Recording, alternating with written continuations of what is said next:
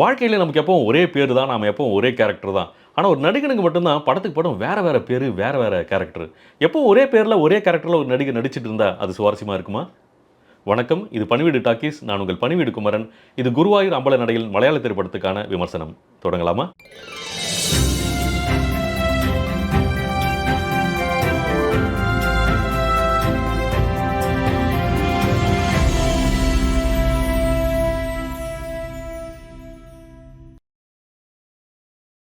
1½ மாசத்துக்கு முன்னாடி தி code life ஆடு ஜீவிதம் படத்துல, மொத்தமா ஆள் அடையாளமே தெரியாம கதாபாத்திரமாவே உருமாறி நம்மள உருக வச்ச பிருத்திவிராஜ் சுகுமாரன், நம்மள வயிறு குலுங்க சிரிக்க வைக்கிற நோக்கத்தோட நடிச்சு வெளிவந்திருக்க மலையாள திரைப்படம் குருவாயூர் அம்பல நடையில்.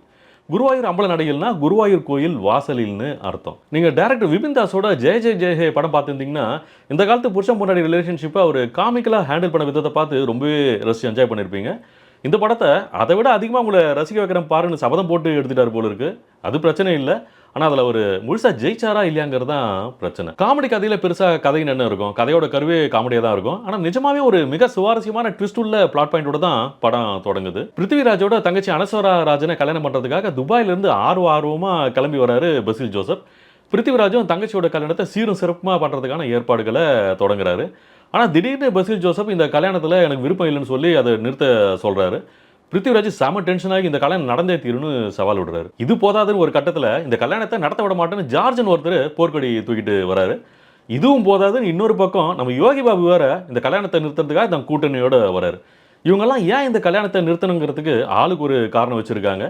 இப்படி இந்த படம் முழுக்கவே கல்யாணத்தை நிறுத்தறதுக்கு 1000 பேர் 1000 காரணம் வச்சிருக்காங்க. இந்த காரணத்தை எல்லாம் தாண்டி பிருத்திவிராஜ் தங்கச்சி அனஸ்வரா ராஜனுக்கும் பசில் ஜோசப்புக்கும் கல்யாணம் நடந்ததா இல்லையாங்கிறது தான் கதை. படத்தோட பெரிய plus point Prithviraj Sukumaran and Basil ஜோசப்போட டாப் நாச் பெர்ஃபார்மன்சஸ். 2 பேருக்கும் உள்ள அந்த நட்பும் அந்யோன்யமும் இதுவரைக்கும் நீங்க சினிமால பார்த்திருக்க முடியாத அளவுக்கு நமுட்ட சிரிப்போம், வெடி சிரிப்போம், நினைச்சு சிரிக்கிற சிரிப்புக்கும் உத்தரவாதமான ஒரு அக்மார்க் காமெடி ரகம். பிருத்திவிராஜ் கேரளாவில் இருந்துக்கிட்டும், பசில் ஜோசப் துபாயில் இருந்துக்கிட்டும் சரக்கு அடிச்சுக்கிட்டே ஃபோனில் பேசுகிற மாதிரி ஒரு காட்சி. அதெல்லாம் என்னவோ 2 பேரும் பக்கத்தில் உட்காந்துக்கிட்டு பேசுகிற மாதிரி அவ்வளோ ரகலையாக ரசனையாக எடுத்து வச்சிருக்காரு டைரக்டர். பசில் ஜோசப் பிருத்திவிராஜ் மேலே மிகப்பெரிய மரியாதையும் அன்பு வச்சிருக்க ஒரு கேரக்டர். அதனால் பிருத்திவிராஜும் அவர்கிட்ட சென்டிமெண்ட்டாக அநியாயத்துக்கு பாசத்தை பொழிகிறாரு. இவங்க 2 பேரோட காம்பினேஷன் சீன்ஸ்லாம் படத்தில் தாறுமாறாக பயங்கரமாக ஒர்க் அவுட் ஆகிருக்கு. தேட்டரில் அப்ளாஸ் பின்னுது. முக்கியமாக பிருத்திவிராஜும் பசிலும் ரொம்ப நாளைக்கு அப்புறம் நேரில் சந்திக்கிற ஒரு காட்சியில் நிகழ்ச்சியில் தன்னை கட்டுப்படுத்திக்க முடியாமல் பிருத்திவிராஜ் பசியில் ஒரு தூக்கி சுற்றுவார் பாருங்க. சிரிச்சே உங்களுக்கு வயிறு புண்ணாயிடும். அப்புறம் பிருத்திவிராஜ் பற்றி முக்கியமாக இன்னொரு விஷயம் குறிப்பிட்டு சொல்லணும். இந்த படத்தில் அவரோட காஸ்டியூம்ஸ்லாம் ரொம்ப அற்புதமாக இருக்குது. படம் முழுக்க அவ்வளோ கலர்ஃபுல்லாக வராரு. பயங்கர ஹேண்ட்ஸமாக இருக்காரு. Hats off to the costume designer. படத்தில் பிருத்திவிராஜோட மனைவியாக நிகிலா விமலா வராங்க. ரொம்ப அமைதியான ஒரு கேரக்டர். அதை யதார்த்தமாக பண்ணியிருக்காங்க. ஒரு காட்சியில் பொண்டாட்டிக்கிட்ட பிருத்திவிராஜ் எப்படி பேசணும்னு பசில் ஜோசப் ஃபோன் மூலிமா டயலாக்ஸை ப்ராம் பண்ணிகிட்டே இருப்பார். அதை கேட்டுக்கிட்டே அதே மாடுலேஷனில் பிருத்திவிராஜும் நிகிலா விமல் கிட்ட பேசுகிற காட்சியில் தியேட்டரில் வெட்டி சிரிப்பு கிளம்புது. அது அடங்கிறதுக்கு நிஜமாவே ரொம்ப நேரம் ஆகுது. அப்படி ஒரு சீனு, அப்படி ஒரு தரமான காம்பினேஷன் பெர்ஃபார்மன்ஸு. படத்தோட ஃபர்ஸ்ட் ஆஃப் முழுக்கவே இந்த மாதிரி தரமான சம்பவங்களை கொண்டதாக தான் இருக்குது. டெக்னிக்கலாகவும் காட்சிகள் எடுக்கப்பட்ட விதம் ரொம்ப அப்டேட்டடாக இருக்குது. பசிலும் அனஸ்வரா ராஜனும் வேறு வேறு லொக்கேஷனில் அவங்கவுங்க ரூமில் பெட்டில் படுத்துக்கிட்டு பேசுகிற காட்சியை ஸ்ப்ளிட் ஸ்க்ரீனில் காட்டுறப்போ 2 பேரும் பக்கத்தில் ஒரே பெட்டில் படுத்துக்கிட்டு பேசுகிற மாதிரி அவ்வளோ அழகாக காட்டுறாங்க. அதே மாதிரி வாட்ஸ்அப் பண்ணுற மெசேஜஸ்லாம் ஸ்க்ரீன் ஃபுல்லாக பெருசாக ரொம்ப அழகான விதத்தில் வந்து போகலாம் க்யூட்டாக இருக்குது. படத்தோட மியூசிக் பொறுத்த வரைக்கும் கே ஃபார் கல்யாணம்னு ஒரு பாட்டு பயங்கர அமர்க்களமாக எடுத்து வச்சுருக்காங்க. கொரியோகிராஃபியும் சினிமாட்டோகிராஃபியும் அந்த பிங்க் கலர் டோனும் அப்படியே தகன்னு பல கண்ணை பறிக்குது. பாட்டு முடிஞ்ச பிறகு கூட ரிப்பீட் மோட்ல இன்னொரு தடவை காட்டினா கூட நல்லா இருக்குன்னு வந்து தோணுது. பொதுவாக நம்ம ஊர் கல்யாண கொண்டாட்டங்களில் இப்போலாம் மணமகனும் உறவினர்களும் நண்பர்களும் சேர்ந்து சினிமா மாதிரியே பாட்டு போட்டு அதுக்கு ரொமான்டிக்காக கொலவெறியாக உற்சாகமாக டான்ஸ் ஆடுறாங்க இல்லையா? அப்படி ஒரு வேற லெவல் உற்சாகம் இந்த கல்யாண பாட்டில் துள்ளுது. ஒவ்வொருத்தர் முகத்துலையும் அப்படி ஒரு சந்தோஷம், மூமெண்ட்ஸில் அப்படி ஒரு எனர்ஜி, கூட்டத்தில் அப்படி ஒரு வைபு. எப்படி ஒரு 300-400 பேரை கூட்டி பண்ணியிருப்பாங்க. Hats off to the cameraman Neeraj Ravi, choreographer Shobi Paulraj, அப்புறம் எடிட்டர் ஜான் குட்டி. எப்படி சொல்கிறதுனே தெரியல. ஒவ்வொரு ஷாட்டும் அதை அவங்க எடிட் பண்ணியிருக்க விதமும் நிஜமாக பயங்கர சூப்பராக இருக்குது. அதுவும் அனஸ்வரா ராஜன்லாம் சான்ஸே இல்லை. ஒரு பீட்டை கூட மிஸ் பண்ணாமல் அப்படி ஒரு உற்சாகத்துள்ளலோட அனாயசமாக ஆடி நம்ம மனசை ஒரு தேவதை மாதிரி அள்ளிட்டு போயிடுது அந்த பொண்ணு. என்ன ஒரு பாட்டு பிரமாதப்படுத்திட்டாங்க. ஒரு கல்யாணம்னா அந்த கல்யாண வீடு எவ்வளோ சந்தோஷமாக இருக்குன்றதுக்கு ஒரு பெஞ்ச் மார்க் உதாரணம் மாதிரி பண்ணி வச்சுட்டாங்க இந்த பாட்டை. Music director Ankit Menon. கண்டிப்பாக நம்ம ஊரில் அடுத்து நடக்க போகிற கல்யாண கொண்டாட்டங்களில் இந்த பாட்டு தான் அதிரடி பண்ண போகுது. அது மட்டும் கன்ஃபார்ம்டு. இதெல்லாம் தாண்டி தமிழ் ரசிகர்கள் பெருமைப்பட்டுக்கிற மாதிரி ஒரு அட்டகாசமான பாட்டு படத்தில் இருக்குது. படத்தோட முக்கியமான கான்ஃப்ளிக்டையே அந்த பாட்டோட தான் கனெக்ட் பண்ணியிருக்காங்க.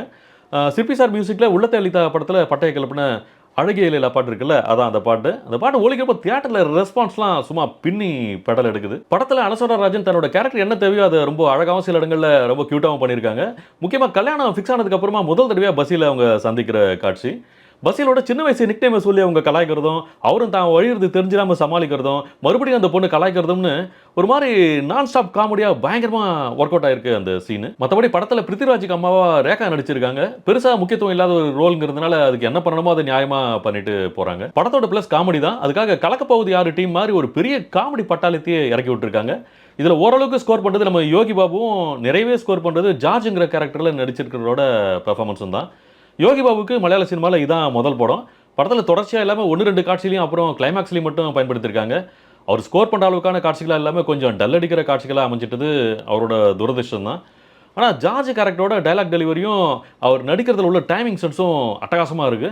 ஆனா அவரே கூட அனஸ்வரா ராஜனோட வீட்ல புகுந்து ஒட்டுமொத்த குடும்பத்தையும் பயமுறுத்துறதா நெனச்சு, கேஸ் சிலிண்டர் வச்சுட்டு ஒரு காமெடி பண்ணுவாரு. அதெல்லாம் ரொம்பவே ஓவர் டோஸ் ஆயிடுச்சு. சிரிப்பே வரல. பயங்கரமா எரிச்சல் தான் வந்துச்சு. இப்படி கொஞ்சம் இல்ல, செகண்ட் ஹாஃப் முழுக்க நிறையவே இந்த மாரி டூ மச் காமெடியா தான் இரைச்சலா இறச்சி வச்சிருக்காங்க.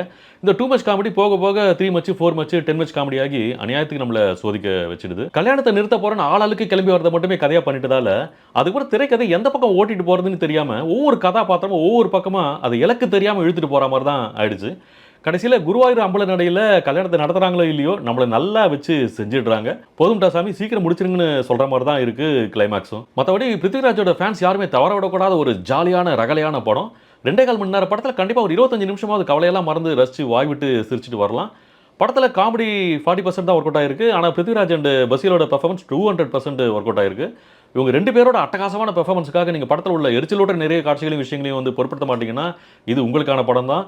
தாராளமா தியேட்டர்ல போய் பார்த்து என்ஜாய் பண்ணுங்க. இந்த விமர்சனம் உங்களுக்கு பிடிச்சிருந்தா லைக் பண்ணுங்க, ஷேர் பண்ணுங்க, கமெண்ட் பண்ணுங்க. ரொம்ப முக்கியமா சப்ஸ்கிரைப் பண்ணுங்க. அதை விட ரொம்ப முக்கியமா அந்த பெல் ஐக்கனை ஒரு தடவை கிளிக் பண்ணுங்க. மீண்டும் அடுத்து ஒரு படம் திரைக்கு வரப்போ எவ்வளவு சீக்கிரம் முடியுமோ அவ்வளவு சீக்கிரம் உங்களை சந்திக்கிறேன். நன்றி, வணக்கம்.